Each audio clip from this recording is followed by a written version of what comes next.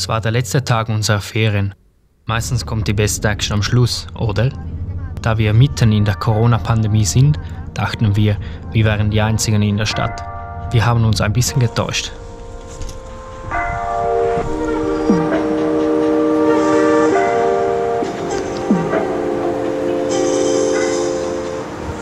So viele Leute? Nein, geht schon. Sie ist sich daran gewöhnt. Ich als Mensch aus dem Dorf in der wunderschönen kleinen Schweiz bin maßlos überfordert. Mehr Leute hier als in der ganzen Schweiz. Ja, das kann sein.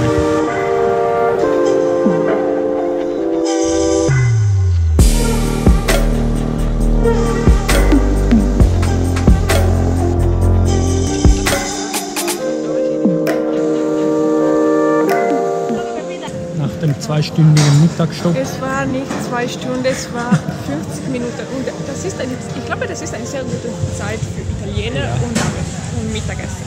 Okay, das ja, ist ein kann sein. Mir kam es vor wie 2 Stunden. Möchtest du das Brettetunica kaufen? Das Brettetunica.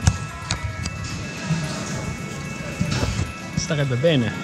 Und ja, wie man es erwarten konnte, waren die Sehenswürdigkeiten so voll mit Touristen und Personen, man sah gar nichts mehr.